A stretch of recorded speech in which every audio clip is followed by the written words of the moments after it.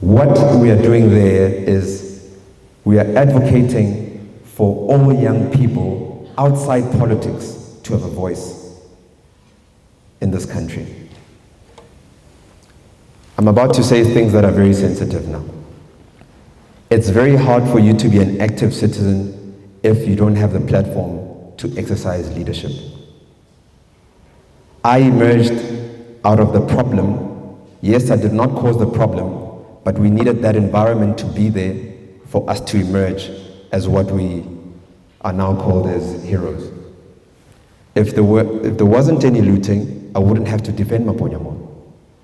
I needed a platform to exercise leadership. Now, on a normal day, where do young people get the platform to exercise leadership and exercise their right to be an active citizen?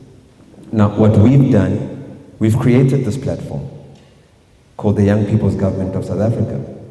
We are saying that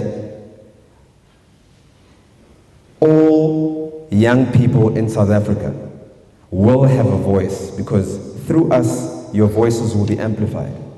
We are not political. We are not politicians. There's an Indian boy somewhere in this country who can't exercise leadership because when they talk, they're not black enough. Why are you talking?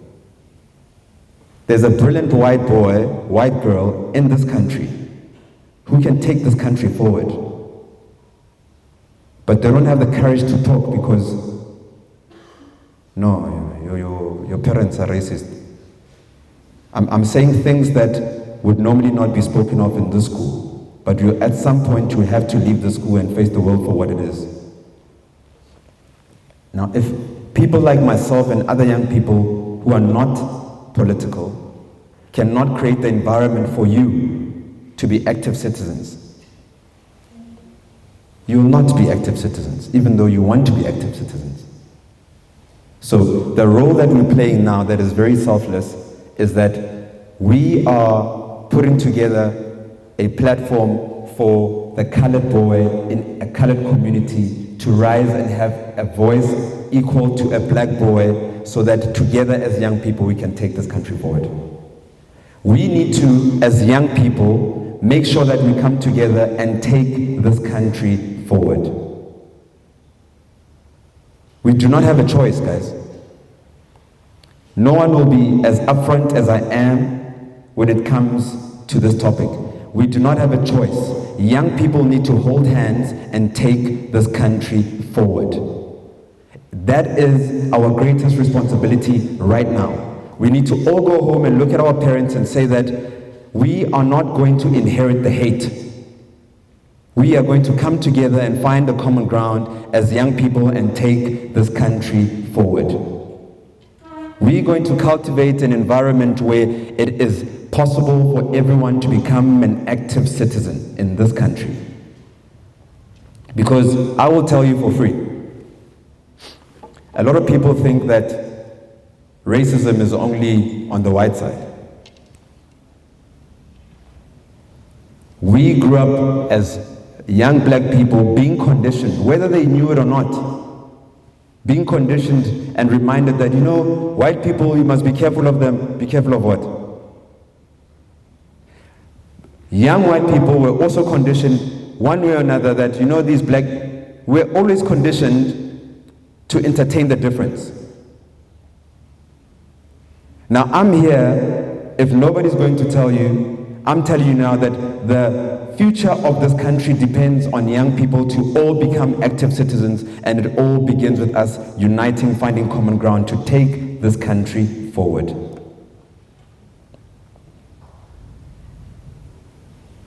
One more time, we do not have a choice. This country will not be taken forward by a group of people, certain group of people, exclusive group of people. The solution must be inclusive. Someone sitting in this room has the ability to be an active citizen and change this country and therefore change the world. We come from a very sad past in this country, something that people want to forget easily. But my words, simple words to you, is that it will not be possible until everybody in this room and everyone else watching and listening becomes an active citizen. Gents, we need to hold hands and forget everything from our parents. Some of us, we've been lied to. My parents lied to me lots of times, and I had to sit down and talk to them about it.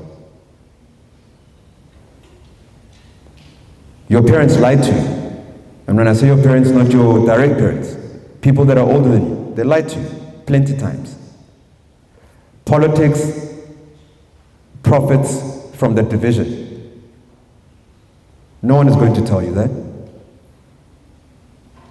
Our parents had to experience hate. That's why they're full of hate. I've never had to experience the hate. If I'm full of hate, it means I've inherited this hate. So I'm encouraging everyone here not to inherit the hate. If you understand what the school is built on, the morals that govern the school and guide everyday principles of the school, you'll understand the importance of not inheriting the hate and making sure that we hold hands and take the country forward. Because for me to stand here today, people had to hold hands and hold my hand to get me to a certain position in life. I wouldn't have the confidence, like I said earlier on, to have challenged people who had no other plan but to cause terror in my community. I'm not a trained military person, but I had to face those guns. Because I knew the importance of protecting people who can't protect themselves. I learned it from this school. Because I was protected at some point and I couldn't protect myself. Another act of kindness and another act of displaying active citizenship is something that I planned today. Not even the teachers knew about this, but I invited the head mistress and SGB from a school in Alexandra. I'd like for you guys to please stand up.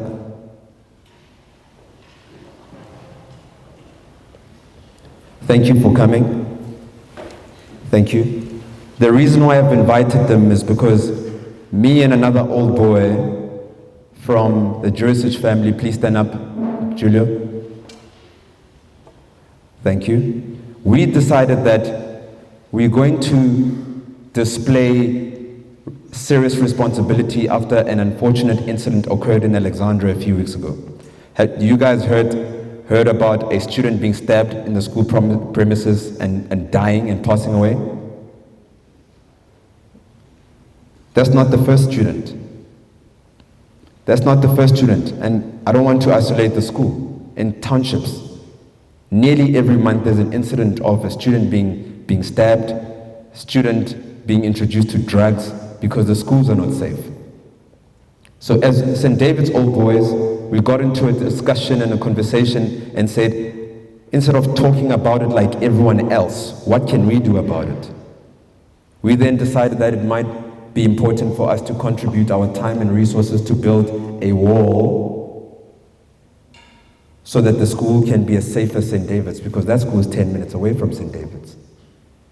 So this is something that the students didn't know about at that school, the teachers didn't know about at my school here at St. David's, and they didn't know about.